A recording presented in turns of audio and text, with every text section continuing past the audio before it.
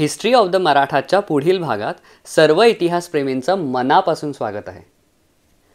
शामियान्याच्या आतून एक आर्त किंकाळी ऐकू आली आणि मागून दगा दगा असा गलबला उठला. शिवाजी महाराज शामियान्यातून पटकन बाहेर पडले. ते 4 पावलं चालले असतील नसतील तोवर त्यांच्यावरती कुणीतरी एक वार केला. हा वार शिवाजी महाराजांनी वरच्या वरच थांबवला. हा वार करणारे दुसरे तिसरे कोणी नसून अफजल खानाचे वकील कृष्णाजी भास्कर होते. शिवभारतामध्ये ह्याचा स्पष्ट उल्लेख आहे. या कृष्णाजी भास्करांचं आडनाव कुलकर्णी होतं असा उल्लेख कुठल्याही समकालीन साधनात नाही.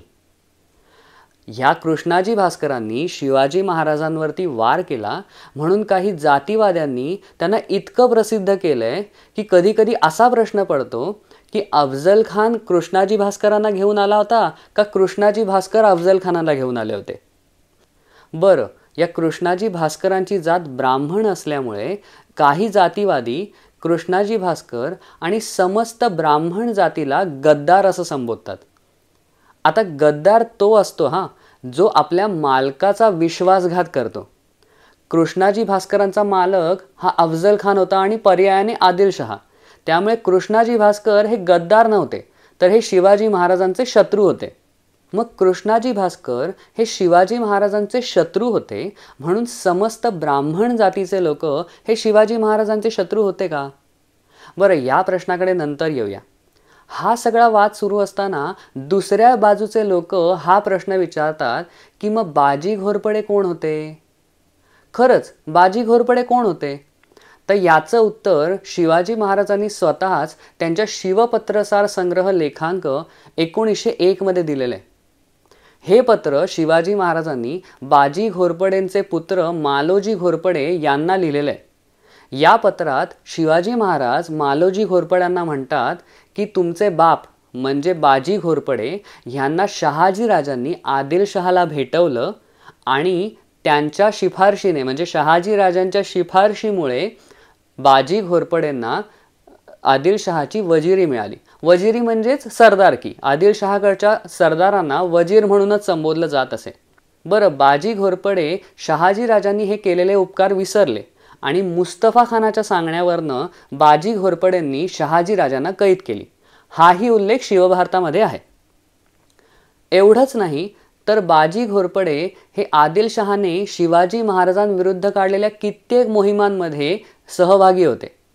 म्हणजेच शहाजी राजे आणि शिवाजी महाराज यांच्या विरुद्ध बाजी घोरपडेंनी शस्त्र धरल्यामुळे काही लोक बाजी घोरपडेंना गद्दार म्हणतात. आता इथे सुद्धा मुद्दा तोच आहे. बाजी घोरपडेंचा मालक हा आदिलशहा होता. त्यामुळे बाजी घोरपडे हे गद्दार नसून शिवाजी महाराजांचे शत्रू होते. तर बाजी घोरपडे हे शिवाजी महाराजांचे शत्रू असल्यामुळे आणि त्यांनी शहाजी राजांचा विश्वासघात केल्यामुळे काही लोक असं म्हणतात की सगळेच मराठे हे शिवाजी महाराजांच्या विरुद्ध होते म्हणजेच त्यांचे शत्रू होते. मग खरं नक्की काय आहे? मराठे शिवाजी महाराजांचे शत्रू होते का ब्राह्मण? तर ना मराठे शिवाजी महाराजांच्या विरुद्ध होते ना ब्राह्मण. हा निव्वळ काही जातीवाद पसरवणाऱ्या लोकांनी केलेला अपप्रचार आहे. जातीतल्या एका माणसाने काही कुकर्म केलं की त्याचं खापर समस्त जातीतल्या लोकांच्या डोक्यावर फोडायचं हाच या जातीवाद्यांचा उद्देश असतो. मुळात माणसाच्या जातीवरनं तो विश्वासू आहे का विश्वासघातकी, हुशार आहे का ढ, चांगला आहे का वाईट हे ठरतच नाही. एखाद्या माणसाच्या कृतीने किंवा त्याच्या विचारांनीच ठरतं की तो माणूस चांगला आहे का वाईट. बरं, एखाद्या जातीतले सगळेच्या सगळे स्त्री आणि पुरुष कुठल्याच महापुरुषाच्या मागे ठामपणे उभं राहिल्याचं माझ्या तरी वाचनात आलेलं नाही.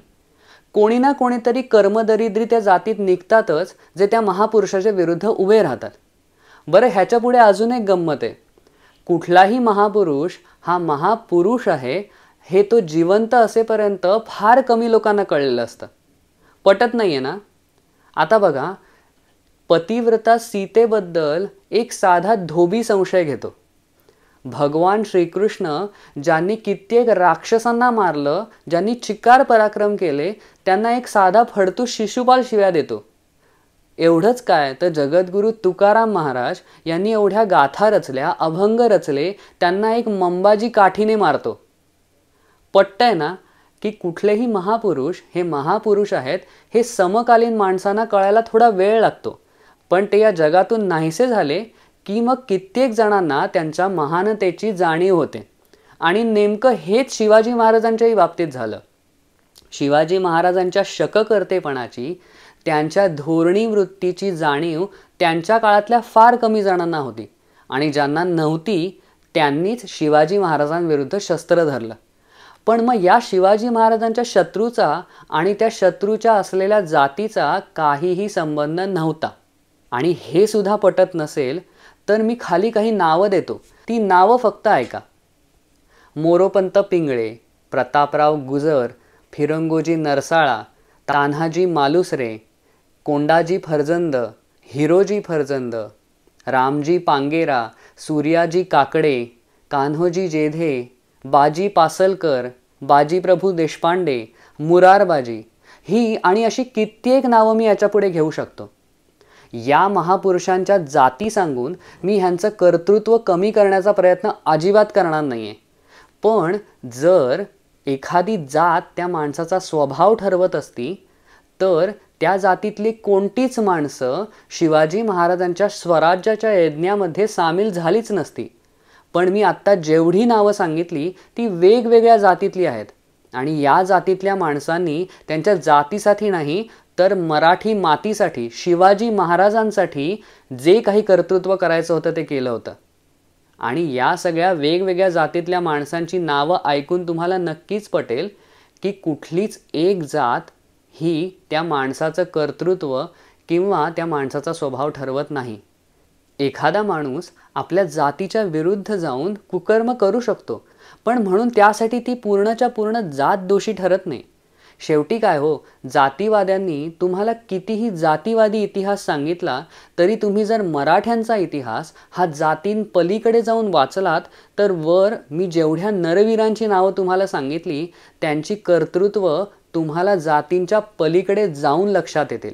जात ही माणूस ज्यावेळेला जन्माला येतो ना त्यावेळेला त्याच्या नावाला चिकटते, पण एखादा माणूस ज्यावेळी हे जग सोडून जातो ना त्यावेळी त्याचं कर्तृत्वच माणसांना लक्षात राहतं, जात नाही. त्यामुळे तुम्ही सुद्धा शिवाजी महाराजांच्या बाजूने कोणती जात होती आणि शिवाजी महाराजांच्या विरुद्ध कोणती जात होती ह्याचा शोधामध्ये न पडता जर मराठ्यांचा ससंदर्भ इतिहास जातींपलीकडे जाऊन वाचलात तर आणि तरच तुम्हाला आपल्या पूर्वजांनी किती महान कर्तृत्व केली होती ते लक्षात येईल. जाती बाजूला ठेवून हिंदवी स्वराज्यासाठी हे सगळे नरवीर एकत्र कसे आले हे जर तुम्ही वाचलत, लक्षात ठेवलत आणि आचरणात आणलत तर मला वाटतं की हीच शिवाजी महाराजांना आपण सर्वांनी दिलेली श्रद्धांजली असेल.